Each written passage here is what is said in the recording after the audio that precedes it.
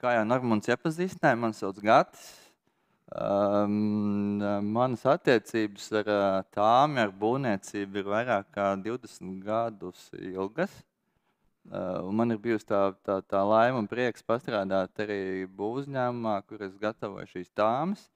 Un man bija ļoti interesanti, kad es pārnācu uz Svetbanku strādāt, un tad es redzēju, kā tas notiek otrā pusē. Tobišķi, ja klients tev lūdzu Gati sagatavo man tāmi privāti mājai, tad man bieži vien bija jāpiekoriģē šīs tāmas, un es tajā laikā nesaprotu, kāpēc man klients lūdzu koriģēt tāmi uz leju vai uz augšu attiecīgi atbilstoši tā brīža tirgus situācijai. Tagad es to saprotu, jo ir tāds termins tāmi bankai, kas joprojām ir dzīves un dzīvo vēl joprojām šos 20 gadus. Tas tāds mans mazais intro. Tas, ko es jums mēģināšu atspoguļot un apstāstīt, kas ir tāme, tas tāds patiesībā, ja tā skatāmies uz kopējo būvniecības procesu, ir tāds garlaicīgs moments tajā visā, jo arhitektūra un pat būvniecība ir daudz interesantāka, bet tāme kā šīs būvniecības sastāvdaļa ir ļoti būtiska. Pēc definīcijas tāme ir izmaksu kalkulācija, kas parāda, cik tad izmaksās jūsu sapņu mājoklis, izejot no tā būvprojekta, ko arhitekts ir izveidojis kopā ar klientu. Te jau es klausījos ar lielu interesi gan arhitektu stāstu, gan arī cilvēka praktiskā, kas pats ir izgājis šim procesam cauri, un bija vairākas lietas, kas man, kur es sausījos. Nu, piemēram, tas stāsts arī par to, kad cik tām top izejot no būvprojekta. Būvprojektam ir dažādas sadaļas, un privātpersonām būvējot privātmāju likums ļauj nesagatavot detalizētu projektu, bet sagatavot arhitektūras daļu, ģenplāns, tās galvenās sadaļas. Un inženiertīkli nav tā kā nepieciešama detalizācija. Ko es gribu teikt ar to? Jo detalizētāks projekts, jo precīzāk tāme, jo tāmētājs mums precīzāk viņu sarēķinās. Jā, nu mēs kā banka skatāmies uz tām kā uz dokumentu, kas mums parāda, cik tad beigās šī būvniecība izmaksās, un mēs prasam un lūdzam klientam, lai klients sagatavo tām pēc iespējas detalizētāku par pozīcijām, lai mēs redzam, cik maksā konkrētā pozīcija būvniecībā. Tāmi sagatavo inženieris, tas ir tāmētājs, tas nav vienkārši cilvēks no būvu industrijas nācis. Tā ir gana detalizētā sekcija no būvniecības skatu punkta. Un kas tad tāmē ir iekļauts? Tāmē ir iekļauts 3 galvenās sadaļas. Tas ir darba algas, materiāli un mehānismi. Procentuāli parasti klasiskā izpratnē tas sadalījums ir ap 30–40% darba algas, mehānismi parasti ir ap 10%, un tad pārējais ir materiāli. Tas tā klasiskajā izpratnē. Protams, ka viss ir atkarīgs no mājas tipa, koka, kas mūra ēka, kādi apdars materiāli, kādi inženiertīkli un tā tālāk. Es gribu piebilst, ja kādam ir kāds jautājums, bišķi pamainīsim kārtību, jūs droši man varat arī uzdot jautājumu gaitā, paceļot roku. Vienkārši man pašam tā ir vieglāk, kad pēkšņi rodas jautājums, kas ir tas, ko to bija domājis, tad es uzreiz varēšu paskaidrot. Tad tāmē attiecīgi ir jāiekļauj visi attiecīgie nodokļi, PVNs, darba devēja, darba ņēmēja nodokļi, un tās 2 pēdējās lietas, ko es esmu minējis, ir neparedzamās izmaksas un finanšu rezerve. Finanšu rezerve pēc būtības, ja runā par tām, ir diezgan svaiga pozīcija. Viņa nav tik populāra kā pārējās. Tad, kad pirms pāris gadiem bija šī lielā būvizmaksu kāpums, kas bija vēsturiski neredzēts 20+% gadā, tad mēs lūdzām klientu iekļaut tāmē šīs finanšu rezervas, lai būtu kaut kāds bufers, no kā paņemt tātad šo iztrūkstošo daļu, ko mēs īsti nevarējām paredzēt, cik tad beigās izmaksās šī būvniecība, ņemot vērā to, ka būvniecība ilgst gads, 2 un pat ilgāk. Šeit mums iepriekšējais runātājs minēja, ka kaimiņš joprojām būvē māju. Jo ilgāk būvēsiet, jo dārgāk sanāks.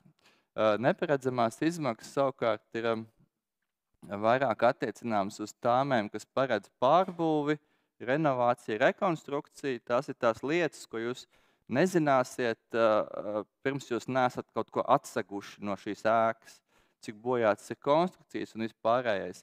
Lai būtu šis buferīts, tad tām ir iekļaut neparedzamās izmaksas, un parasti viņas sastāda arī, 5, 10, 15, droši vien, ka Gins tas stāstīs nākošajā pusstundā vairāk, un viņš noteikti, kad pēc pieredzes pateiks, ka visi 20 un iespējams pat 30%.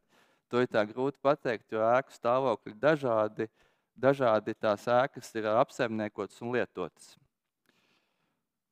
Tad kādam nolūkam tad ir vajadzīga šī tāme? Jā, kā jau minēju, man tā pirmā saskara bija ar tāme bankai, un tas joprojām nav beidzies, šis stāsts par tāme bankai.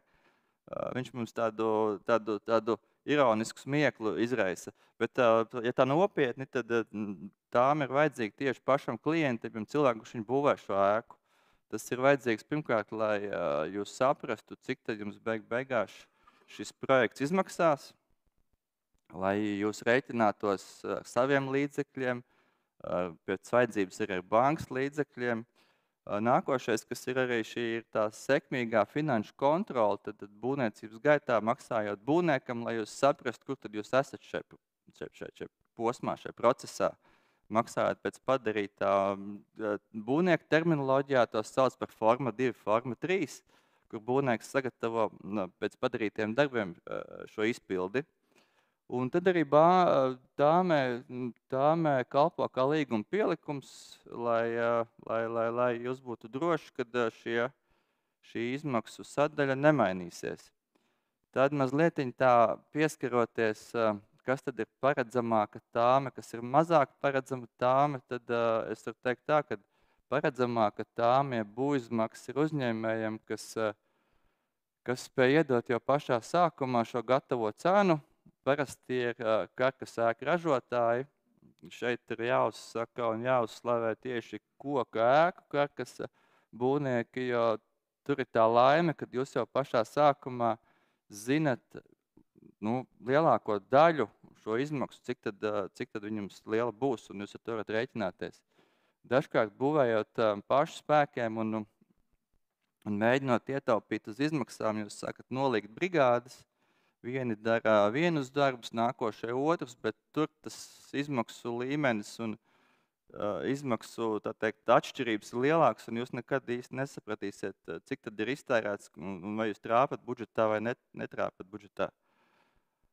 Un tad skatoties pēc mūsu pieredzes par tāmēm, šīm kļūdām, mēs mēnesī izskatām aptuveni 50, 60 tāmes. Tas ir dažāda veida, tie ir dzīvokļi, privātmājas, pārbūves no nulles būvētas, un mums ir tāds checklists, kas ir šo tipisko kļūdu saraksts, kas mums ir izveidojies, un tad, lai jūs neuzkāptu uz tiem grābekļiem, vai lai ņemtu vērā kaut kādas mūsu ieteikumus, es viņus uzskaitījis, un tāds pirmais, kas ir izkristalizējies no kļūdām, kas ir diezgan bieži, ka tāmē neiekļauj PVN. Man ir atbilde, kāpēc tas tā ir. Bet jā, es ceru, ka tas mainīsies. Tad nākošais stāsts ir darīšu pats. Darīšu pats nozīmē, ka klienti tāmēs neiekļauj darba algas, vismaz daļai no veicamajiem darbiem uzskatot, ka to es protu. Jā, tā ir. Es arī protu nokrāsot sienas. Un praksē mēs esam sapratuši, ka no 30, 40 klientiem tikai viens atnāk ar noķēpētām biksēm, roratslēgu rokā vai grābekli rokā. Pārējie visi tomēr nolīgst celtnieks, kas, protams, maksā naudu.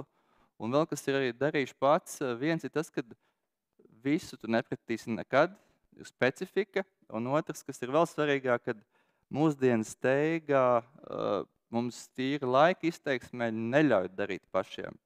Un tad, ja arī mēs kā banka pieņemtu ar pieņēmumu tāmi, kad jūs darīsiet pats, un jūs šai tāmē neiekļausiet darba algas vai daļai iekļausiet, un pēkšņi gaitā jūs sapratīsiet, ka jums nav šī laika paveikt šo darbu, un jums nāksies algot celtnieku no malas, mēs nosakot ieguldījumu nespēsim saskaitīt to. Un nākamo daļu mēs jums neizsniegsim. Lai no šī visa izbēgt, tad mēs tomēr skatāmies, ka tāmē iekļaujas visas šīs pozīcijas. Tad līdzīgs tāds, kā darīšu pats, ir, kad darbs darīs māsas vīrs ir santehniķis, jeb tēvs ir bruģētājs. Arī viss ir labi, bet būvniecības gaitā bieži vien sanāk tā, ka šis māsas vīrs ir nav pieejams tajā laikā, viņš nevar, būvniecība ievalkās, un tas arī vairs nav nekāds risinājums un pareizā prakse. Tad es arī klausījos iepriekšējā runātājā stāstu par viņš minēja, ka teritorija izmaksā dārgi un tās ir kā papildus izmaksas. Šajā gadījumā, jā, mēs kā banka prasam tāmē iekļaut arī labiekārtošanas izmaksas teritorijas, tas sev ietver bruģi, žogu, zālāju, viss, kas ir attēlots būvprojektā. Aiz vairākiem iemesliem. Numur 1 ir, tās ir obligātās sadaļas, ko jums prasīs nododot ēku eksploatācijā, tad jums tas būs jāizdara. Un otrs ir, kad jā, tās izmaksas ir gana lielas, un tas nav tik vienkārši, kā, parasti teritorijas labiekārtošana maksā sākot no 15,000, tā summa nav maza, un pašam atrast savus līdzekļus nemaz nav tik viegli, īpaši, ka tas ir būvniecības beigās, kad tev ir jāpērk papildus vēl virtuves iekārtā, divāns, gulta un vispārējais jāiekārto mitikls kā tāds. Tad vēl tāmē, kas mums ir, tāmē neiekļauj cilvēki vānas, podas un izlietas, jo tie jau esot nopirkti. Tas ir tas arguments, ko klients pie mums nāk. Jā, mēs ticam ļoti labi, bet gadās tā, ka tomēr nav nopirkti. Viens tās dzīves piemērs man bija, kad man klients atsūta arī tāmē nav iekļauta akmens masas vanna, kas maksā gan daudz. Lūdzam klientam to izdarīt, nesot nopirkts, atsūtīšot fotogrāfiju. Un klients man atsūta foto no veikala depo. Tad kā tad īsti tas ir nopirkts vai nav nopirkts? Tad vēl tipiskā kļūda otrais stāvs bez apdares darbiem. Jā, ir iespēja, tas arī tāds ieteikums, ko mēs klientam iesakam, ja jūs neesat šobrīd pārliecināts, ka jums ir vajadzīga tik liela platība, sadaliet projektu daļās. Projektu iespējams sadalīt divās daļās, kad pirmajā projekta kārtā jūs izbūvējat pirmo stāvu, otrajā kārtā jūs pabeidzat otro stāvu. Tad mēs arī nelūdzam šai tāmē iekļaut šos apdares darbus, ja izbūvu otrajā stāvā. Bet, ja tehniskais projekts paredz izbūvēt otro stāvu un nekustamā īpašuma vērtējums nākotnes vērtība tiek sagatavot pieņemot, kad ir pabeigts šis otrais stāvs, mēs tomēr tāmē lūdzam iekļaut visus darbus par pilnu apjomu. Tad pie kļūdām, bet tur vairāk varbūt nav pie vainas klients vai pats, tur ir tāda kļūdas aprēķinot apjomus un materiālu patēriņu, tur tā ir tāda vairāk tāmētāja profesionalitāte un iemaņas. Tagad jau patiesībā, ja es tā atskatos, kā kādreiz bija, man bija 2 A4 lapas ar pildspalvu rakstīts krāsas patēriņš 0,3 litrus kvadrātmetrus, špaktele 2 kg uz kvadrātmetru. Tas man vismaz bija jātur galvā, tagad smuki atvera būvmateriālu tirgotāju mājaslapu, un tur viss ir labi nolasāms, un pats tu var pārbaudīt, tad tas būvnieks ir nopircis pareizo apjomu, šo flīžu līmai, tomēr viņš kaut kur šmaucās.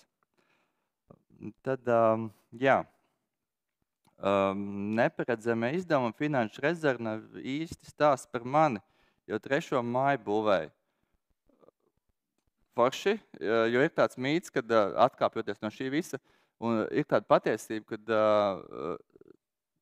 tikai 3. ēka, ko jūs uzbūvēsiet, būs tā pa īstam, tā, kas jums ir vajadzīga, un tas vispareizākais, tā kā iepriekšējais runātājs minēja, ar visām rozetēm vispārējo. Pirmā ir eksperiments numur 1, otrā ir eksperiments numur 2, un 3. varētu būt tā īstā. Bet šajā gadījumā stāsts ir par to pārliecinātību, ka viss izdosies, bet praksa rāda, ka, diemžēl tā nav. Un tas bankas ieteikums ir iekļaut šo finanšu rezervi, jeb neparedzamās izmaksas, tīri vairāk arī paša drošības labad, jo banka nekad nespiež izņemt visu visu summu, kas ir tāmē minēta. Līdz ar to jūs pats būvējot, jutīsieties daudz drošāk un stabilāk, ka jums būs šī finanšu rezerve, kas stāv zem šīs tāmes. Un tad mums vēl ir gadījies tā, ka klientam arī, es saprotu, tāme ir tāds klupšanas akmens, jā, banka tāmē. Kā tu varētu vēl apiet? Kaimiņš tik uzbūvēja māju, kāpēc ne viņu tām nederētu arī manai mājai? Un tad iesniedz mums kaimiņā mājas tāmi. Skaidrs, ka mūsu tehniskie eksperti skatot šo tāmu, to uzreiz saprot, kad rodas jautājums, kāpēc 100 kvadrātmetru mājai ir grīdas segums 150 kvadrātmetru platībā. Tādi tie dzīves stāsti un tipiskās kļūdas, ko mēs esam pamanījuši. Un tad, šis ir tāds piemērs, kas ir tāme. Es dodu 10 par centību cilvēkam. Lapa ir rūtiņas, laikam ir tomēr no Excel vilkts, bet rakstīts ar roku, skaitīts ar kalkulātoru. Viss ir labi, bet te ir tā problēma, kad summējot kopā rasties kļūdas. Un gan jau, ka pašam ir grūti, pēc tam strādāt ar viņu grūti, sekojot līdz būvniecībai un mums pārbaudēt ir grūti. Bet par centību 10, šis ir diezgan svaigs piemērs, ja nemaldos pirms 3 gadiem. Un labākais ir tas, ka tas nav seniors, tas bija gana jauns kungs, gana advancēts ar tehnikām uz to visticamāk. Vai ir kaut kāda minimālā summa, pie kuras banka parasti pasaka, ka ne, šī tāme tomēr izskatās par lētu vai kaut kā tam līdzīgi? Jā, ļoti labs jautājums. Paldies. Minimālā summa, ko banka akceptē uz doto brīdi, es minēšu tādu mazu logu, ir 1100–1200 eiro kvadrātmetrā. Tas ir minimālās izmaksas, ko mēs esam aplēsuši, sapratuši gadu gaitā, velkot kopā statistiku. Jāpiebilst, ka tās izmaksas ir pieņemtas, kad darbi tiek veikti saimnieciskā kārtā, un pieņemot, ka šī ēka atrodas tālāk no aktīvā centra, jebkur jums atkrīt kā obligātā prasība no pašvaldībām un nodot ēku eksploatācijā, tādas kā teritorijas labiekārtošana, tas, ko es minēju. Jo lauku teritorijā nav nepieciešami šie žogi, bruģi, zālā, UTT. Bet mēs saviem klientiem noteikti rekomendējam vidējās būvniecības izmaksas. Un tās vidējās būvniecības izmaksas patreiz tirgu ir ap 1700–1800 eiro uz kvadrātmetru, iekļaujot PVN kā privātpersonām. Visas telpas, kas ir ar jumtu, grīdu, sienām, ar inženierkomunikācijām, ja. Tas nav, tajā skaitā neietilpst terases, ārējie laukumi, balkoni, jumta terases, jo tur arī mēs esam sapratuši, ka projektētāji arī dažkārt dažādi nosauc šos bruģētos laukumus un tā tālāk, to tur īsti nevar ielikt tādā izmaksu rāmī. Labi, man liekas, Gati, tu esi izskrējis cauri pamatlietām un varbūt pat nedaudz tā viss sabiedēja ar to, ka tu skaties cauri tagad un tur analizē un Dievs kaut kas nav tā kā vajag tajā tāmē bankai. Pēc būtības jau tā nav tām bankai, tā ir pa tām pašām klientam, lai viņš pats saprot, vai tās izmaksas, kur viņam arī norāda, noteikti arī šis te būvnieks ir korekts, vai nav pārāk būt optimistisks. Tieši tā, un tad arī jāpiemina tas mūsu speciālistu pienesums, kad nākot uz banku un vēloties būvēt ar bankas palīdzību šo ēku, mēs zināmā veidā arī ieviešam tādu respektu pret būvnieku, jo būvnieks saprot, ka mēs nedabūsim naudu, ja banka neakceptēs nākošo izmaksu. Savukārt banka rūpīgi skata tāmu, pirmkārt viņi ir akceptējuši šo tāmu, un otrkārt viņi seko līdziņai. Tā ir tāda, teiksim, tā dubultā kontrole bez maksas. Principā es teiktu, mēs izdarām mājasdarbu sākumā, un pēc tam būvniecības process tur jau vairs aizķeršanos. Jā, un tā kā ļoti reti maiz, ka mums ir aizķeršanos. Tā kā mēs aizklausēs runājām, tas sākuma darbs, tas ir pats svarīgākais sagatavot tieši šo tāmu. Pēc tam izpilde jau matemātika. Labi, liels paldies, Gatis!